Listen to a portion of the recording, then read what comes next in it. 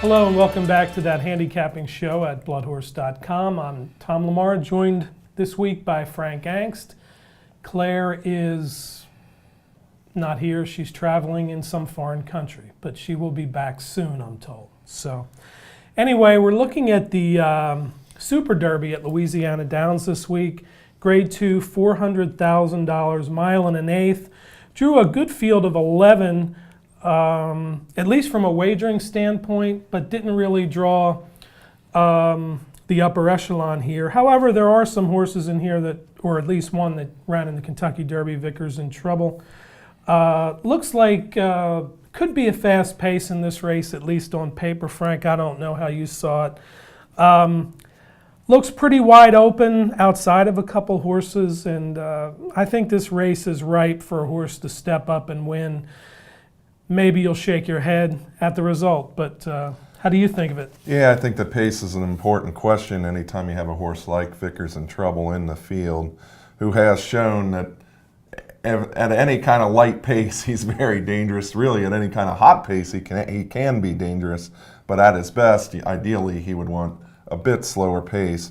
And so we're starting right beside him is I'd Be Cool, which looks to me like a quality speed horse as well. And when you look at the Equibase pace numbers, they're both pretty similar early and they're both pretty similar late. So I kind of see a duel shaping up there, and I'm looking a little bit off the pace at a horse like Jessica Starr, who's been nothing but consistent. And it's not a horse that's going to be coming from way back.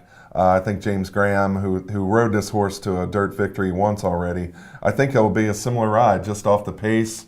Let those two kind of duel, and he'll hope to swing out for the stretch and make a run there.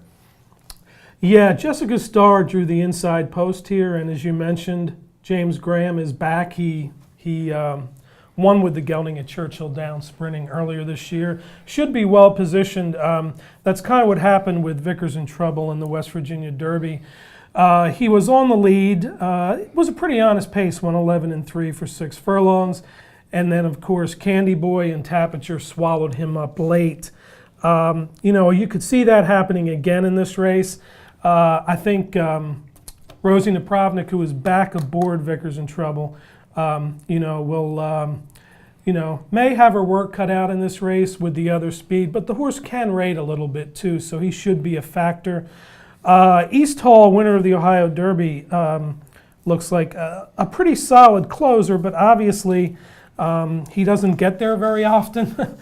But if the track is helping late runners, I think he would be a factor. And a horse that I would throw in here from a wagering standpoint is number 11. The horse is named Announcement, trained by Kellen Gorder, 2 for 2. A maiden win and allowance win at Ellis Park.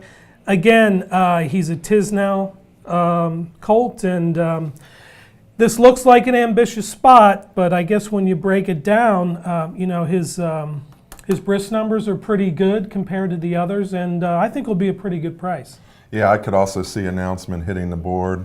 Like the fact that Junior Alvarado comes in to ride this horse, that's a positive sign. Mm-hmm. Kellen Gorder is a very capable trainer. And this is a horse that's done nothing wrong. It's only 2 starts. Maybe the speed figures aren't as big as what you like, but I actually like a horse that hasn't totally popped yet. So maybe this horse puts it all together on Saturday, which this is the type of race you would like to put it all together in. I'm going to stick with Jessica Starr as my top pick. I mean, Tom, there's the big Triple Crown races, then the Haskell and Traverse in the summer, but there's a lot of lucrative derbies that are run throughout the country.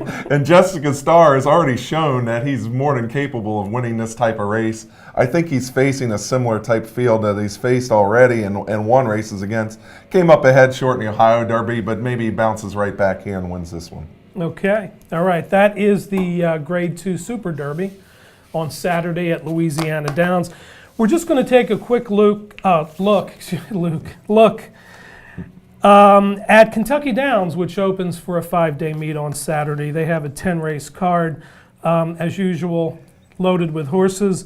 The feature is the first running of the Dueling Grounds Derby for 3-year-olds, and it's a 1 5/16, which I believe is just one time around the European-style turf course. Medal count, who was ninth in the Haskell, but a good third in the Belmont, and won the Transylvania, second the Bluegrass. Back on turf, he's 1 for 1 on the grass, and a lot of people are looking forward to see how he runs in this race, to see maybe what his connections will do with him next time out too. Yeah, I think he's drawn well here, and I kind of think he's a good fit for this race. At Kentucky Downs, I like horses that close on the outside.